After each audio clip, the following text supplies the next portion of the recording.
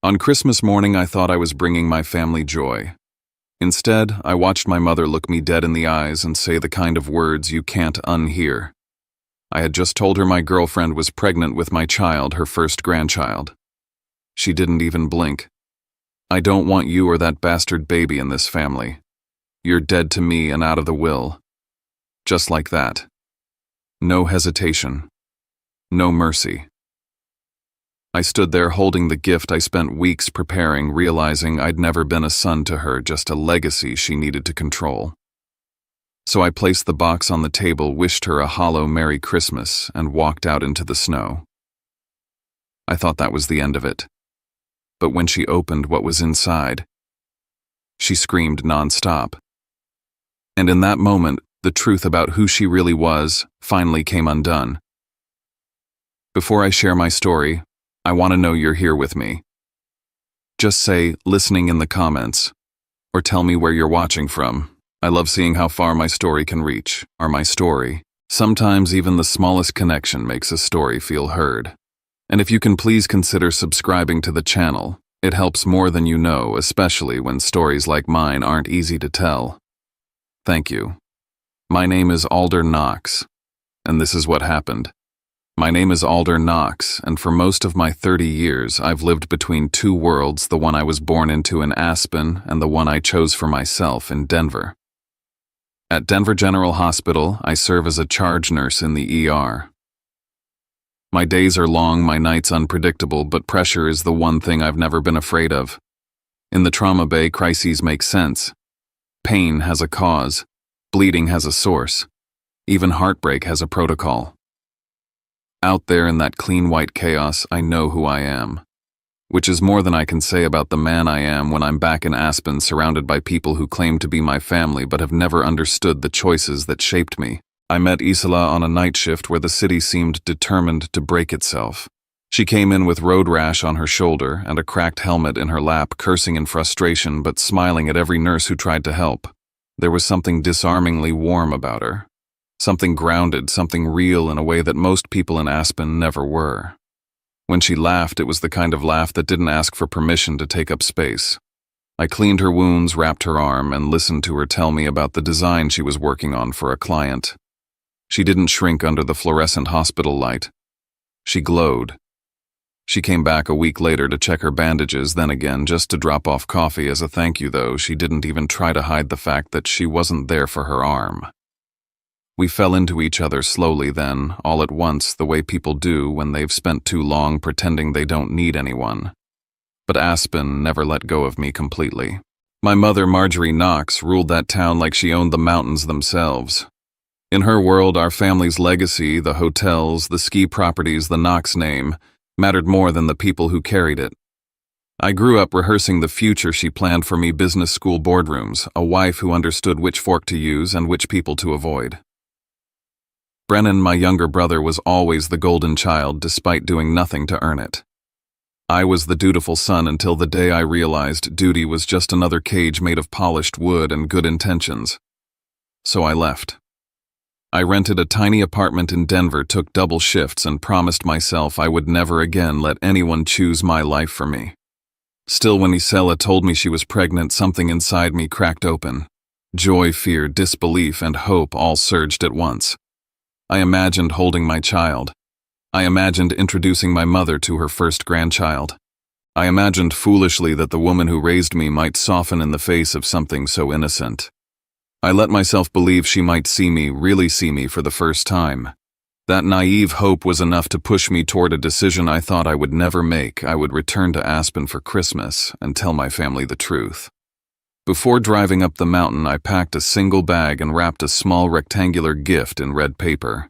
Inside that box were documents I had gathered over months, proof of things I wished weren't real truths I never wanted to confront. I didn't plan to use them unless everything went wrong, but something in my gut told me I needed to be ready. As I placed the gift in my coat pocket, I felt a flicker of dread beneath all the hope. I didn't know then that this one trip home, this one Christmas night, would end my place in the Knox family forever. Before the explosion of that Christmas night, there had been warnings cracks beneath the perfect holiday smiles. The first time I brought Isela to the Aspen house, the Knox home was dusted with snow and dressed in pine wreaths like something out of a luxury catalog. The long dining room table gleamed under dim amber lights, and behind the glass windows the Rockies stretched across the horizon like a cold, unmoving wall. Stepping inside with Isela at my side, I felt the familiar weight settle onto my shoulders, the kind of heaviness only a childhood home can produce. My mother greeted us with a smile so polished it might as well have been carved from ice.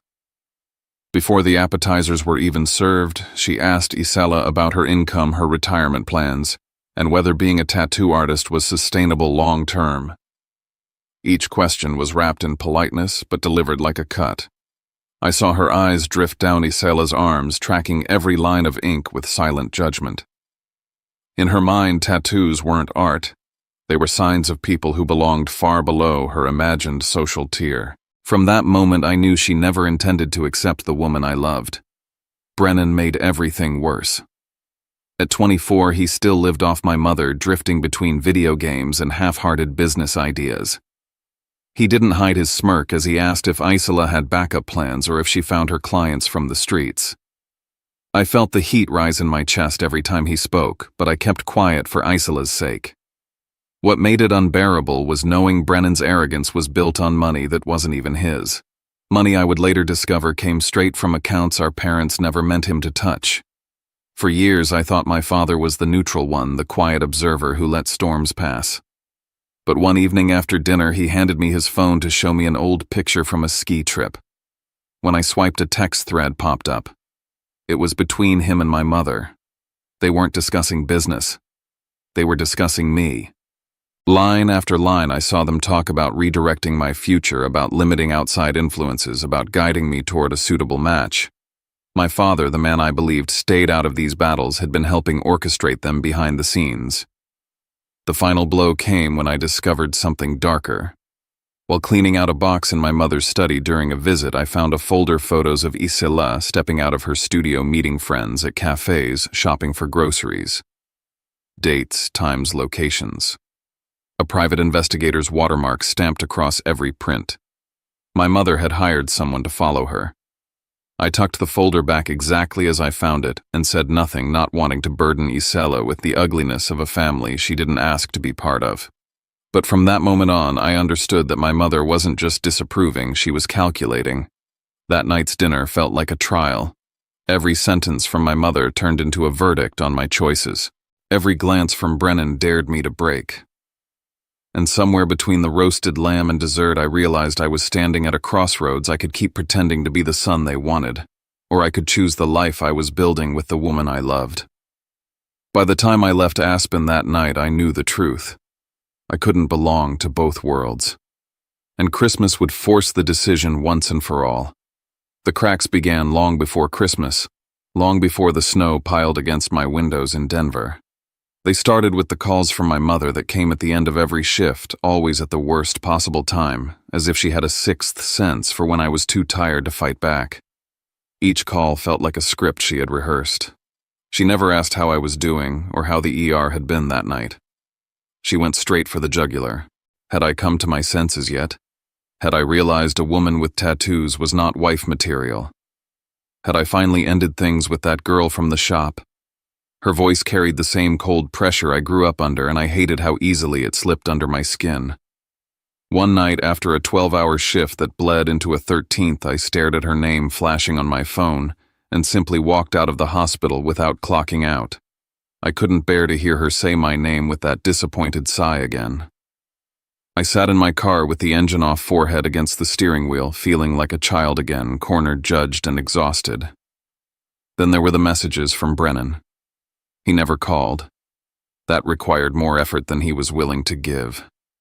Instead, he sent short texts designed to provoke, to poke the soft spots he knew too well. A tattoo artist, seriously, you think she'll help pay for diapers? Or mom says she's embarrassed. Honestly, I am too. They came at random hours, often when I was at work, and every time my phone buzzed, something tightened in my chest. The last time I saw him in Aspen for a quick weekend visit, we nearly came to blows in the hallway after he muttered something about Isela collecting men like she collected ink. I saw red for a second, my fist halfway raised before I stopped myself. That was exactly what he wanted. I could see it in the smug tilt of his smile. If I swung, he would have run straight to our mother, claiming I was unstable, dangerous, unfit to be around the family. It was all a trap, and I knew it. But what finally broke the illusion that my family's dysfunction was just emotional manipulation came disguised as something innocuous. My father asked me to help him review some financial documents because he couldn't make sense of the numbers. He handed me a folder during a visit, muttering about being overwhelmed with the transition of funds related to one of the family hotels. But the numbers didn't confuse him. They confused me. Money was disappearing in predictable monthly patterns, always in round amounts that didn't match any official expense. I followed the trail silently, my stomach sinking with every page until it led to a private account under Brennan's name. A secret slush fund funded by the family trust quietly siphoned away behind my father's back. It wasn't just a matter of mother enabling my brother. This was theft. This was manipulation at the structural level. And suddenly all the pieces of my childhood made sense. Brennan wasn't the golden child. He was the dependent my mother needed to feel powerful. The next blow came from someone who didn't owe me anything. A colleague at the hospital, Dr. Klein, pulled me aside during a shift and asked if Isela was doing okay after that conversation with my mother. I didn't understand at first. Isela had never mentioned it. But as he explained, the truth cut deeper than anything Brennan had said. Months earlier, my mother had shown up at the hospital unannounced, dressed to intimidate, and asked to speak with Isela privately. According to what Klein overheard, she told my girlfriend that I wasn't strong enough to live a poor life, that I would eventually leave her, that I was only going through a phase and would return to the family once I was done playing around. And Isela never said a word to me. She had carried that humiliation alone, protecting me from choosing sides before I was ready. After that day, something inside me hardened. I began collecting everything. Every email from my mother where she tried to dictate the direction of my life. Every text where she belittled my relationship. Every proof of the money funneled to Brennan. I requested copies of my medical records notes from checkups that showed elevated blood pressure, fatigue, and stress-related symptoms that began the moment the tension with my family escalated. I reached out to the lawyer who once handled my grandfather Harlan's affairs, asking if he still had a copy of the old estate documents. He did. What he sent me made me sit down slowly at my kitchen table. It was a version of the will I had never seen signed before his death, containing conditions none of us had ever been told about. Conditions that mattered now more than ever. By then it was clear to me that Christmas wouldn't be a celebration. It would be a line in the sand.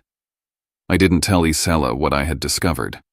She was already trying to navigate her pregnancy while working at her studio, and I didn't want to add the weight of my family's darkness to her shoulders. But inside I knew the truth. The holiday gathering in Aspen wouldn't just be tense. It would be the final confrontation, the moment where everything either came clean or burned down completely, and I had no idea which outcome I feared more.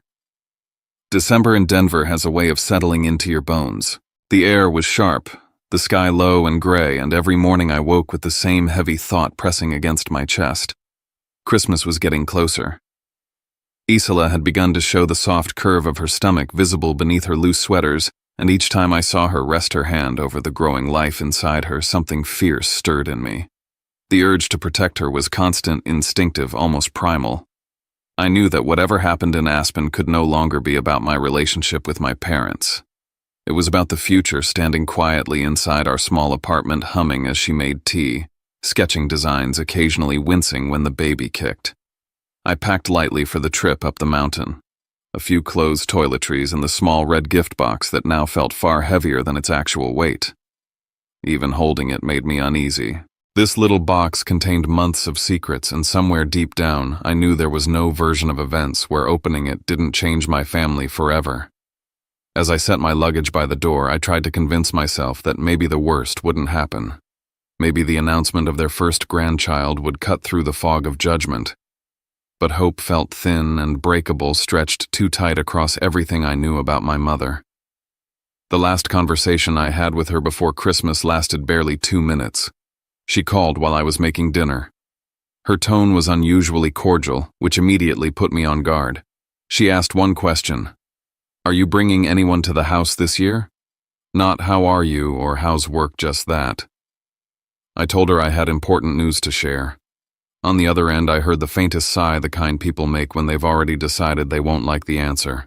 When I hung up, I stood in the kitchen for a long moment, staring at the phone in my hand, knowing she was bracing herself for a disappointment she believed she could control. Later that night, a friend from Aspen sent me a photo he'd taken by chance. It showed my father walking into the office of our longtime family attorney. There was nothing inherently suspicious about the image, but the timing was wrong. My father never visited the attorney alone unless something major was happening. Suddenly, the wary silence on his end of the phone for the past few weeks made sense. He knew. Maybe not everything, but enough to be preparing for whatever storm was coming. Knowing he had information I hadn't shared yet made the air around me feel colder. I realized I wasn't just heading into a tense holiday.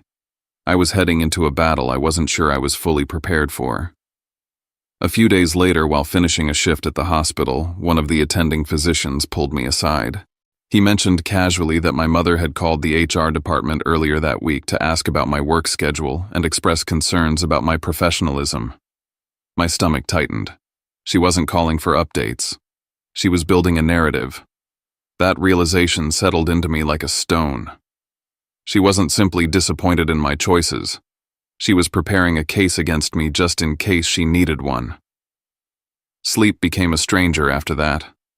I lay awake night after night listening to Isela breathe softly beside me, wondering whether I was walking my family toward reconciliation or destruction. I'd stare at the ceiling, replaying every conversation I had ever had with my mother, trying to understand when exactly she stopped seeing me as her son and started seeing me as a threat to everything she built her identity on. Sometimes I would get up and stand in the doorway of the small room we planned to turn into a nursery. The walls were still bare, the crib unassembled, but imagining our child there made everything sharper, every fear, every hope, every decision I was about to make. I began drafting a letter to my family, not an apology, not a plea, but a final statement of who I had become, of the life I was choosing.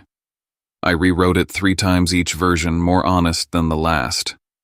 In the quiet hours before dawn, I placed the folded pages inside the red box with the other documents and closed the lid. When I stepped back and looked at it sitting on the table, I felt a ripple of something I couldn't name. It looked harmless, like any other holiday gift. Yet everything inside it had the potential to unravel the Knox family from the inside out. As I zipped up my suitcase the night before the drive to Aspen, I paused one last time, staring at the gift box in my coat pocket. I didn't know whether it would save me or ruin what little remained between my parents and me. I only knew that keeping the truth hidden any longer would be its own kind of betrayal. And with that thought, I turned off the lights, locked the door, and prepared to face whatever waited for me in the mountains. By the time I reached Aspen, the snow was piled high against the driveway, clean and untouched, like the whole estate had been waiting for me. The Knox house glowed under strings of warm lights, every window framed in garlands, the kind of holiday scene people put on Christmas cards. Inside, classical music drifted through the hallways, smooth and elegant, but to me it sounded like the overture before a battle. I stepped through the front doors with my jaw tight, the red gift box heavy inside my coat pocket. My mother stood on the top step overlooking the foyer, one hand wrapped around the banister like she owned not just the house but the mountain itself. She didn't smile. Her eyes swept over me with that familiar cold appraisal, as if she was scanning a piece of property that had depreciated in value. My father lingered near the fireplace, hands in his pockets, staring at the flames instead of at me. Brennan was sprawled on the sofa, scrolling through his phone with the kind of bored disinterest he'd perfected since adolescence. I didn't bother with small talk. My voice sounded steadier than I felt when I said the words I'd practiced for days. Isela is pregnant. I'm going to be a father. Relief, fear, and anticipation all swirled in my chest. For a moment I actually believed there might be a pause, a breath, where something human would flicker in my mother's expression. Instead, she exploded. I don't want you or that bastard baby in this family, she shouted, her voice slicing through the air sharper than the wind outside. You're dead to me, and you're out of the will. It hit like a punch to the sternum. Even though I had prepared myself for rejection, I hadn't been ready for how easily she said it, how final she made it sound. For 30 years, my mother's approval had been the currency of survival in this house. Hearing her revoke it so cleanly made something inside me collapse and straighten at the same time. I looked at my father, hoping idiotically that he might intervene. But he didn't even flinch. His silence wasn't confusion or shock. It was the silence of a man who had been briefed beforehand, a man who had already signed whatever needed to be signed. That realization settled into me colder than the snow outside. In that room, I didn't have a single ally. Not one. For 3 seconds, everything froze. My mother's rage, my father's silence, Brennan's smirk. In those 3 seconds, I understood something that had been growing quietly for years. I had never belonged to this family. Not really. I had been tolerated as long as I followed the script, and the moment I didn't, this was the cost. I reached into my coat slowly and deliberately and placed the red gift box on the long wooden table in the living room. My fingers left faint traces of melted snow on the polished surface. "You should open that," I said, my voice low enough that only the three of them could hear. I didn't wait for a reaction. Crossing the foyer felt like peeling chains from my body, one link at a time. The cold air hit my face as I opened the front door, and I welcomed it. But just as I stepped onto the porch, Brennan's voice cut through the quiet behind me. "You think you won," he muttered. "She'll crush you." I stopped for half a heartbeat. Not because I cared what he thought, but because his voice held something I hadn't heard from him before: fear. Whatever he imagined was inside that box scared him enough to try and get the last word. I didn't turn around. I walked straight into the snow, letting the wind swallow the house behind me. I didn't know then that the loudest destruction was still waiting inside that box, waiting to detonate the moment my mother lifted the lid. 3 days after Christmas at 6 in the morning, my phone rang. The name on the screen made my stomach clench: the family attorney. His voice trembled in a way I'd never heard before. "She opened it," he whispered. "And she lost control." Later he told me she hadn't even waited an hour after I left. She tore the wrapping paper off in the middle of the night like someone trying to claw their way into a locked room. Inside, she found everything I had collected: bank statements showing the missing trust funds funneled to Brennan's private account, screenshots of messages where she demeaned me and my relationship records from a private investigator she hired to follow Isola, and the letter I had written with every ounce of honesty I had left. But none of that compared to the final envelope, the copy of my grandfather Harlan's original estate directives. When she read the clause stating that any attempt to remove me from the will would immediately transfer Harlan's personal assets directly to me, something inside her snapped. The attorney said her scream echoed through the house loud enough that 2 housekeepers rushed upstairs thinking she had fallen or been hurt. But she wasn't hurt. She was furious and terrified. What shook me even more than her reaction was what the attorney revealed next. My father had known about the clause for weeks. He had discovered it during a meeting shortly before Christmas, and had chosen not to tell her, afraid of how she would respond. Suddenly, his silence during my mother's outburst made sickening sense. He wasn't supporting her. He was scared of her. He had been scared for years, and I had been too blind to see it. That afternoon, while I was still processing everything, there was a knock at my door. When I opened it, Brennan stood on the landing, shivering in the Denver cold.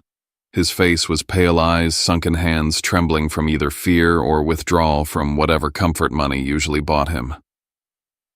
"She's out of control," he said before I could speak. "She's breaking things, screaming at everyone, calling new investigators to track you down.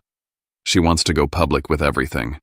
She wants to make you look unhinged before the truth gets out." I stared at him, and for the first time in my life I saw panic instead of arrogance. He wasn't there to mock me. He was there because the house was crumbling, and he didn't know how to survive without the structure our mother had built around him. But I wasn't the older brother who would fix things anymore. I wasn't the child who had been raised to protect the family reputation at all costs. This time I had someone else to protect. Someone who hadn't even been born yet. When Brennan stepped back into the cold, I closed the door and locked it. The apartment felt smaller than usual, the air heavier. I turned off the lights and stood by the window watching snow fall over Denver's quiet streets. I thought about Isola sleeping in the bedroom, her hand resting over the baby she carried. I thought about the Knox estate hundreds of miles away, shaking at its foundation.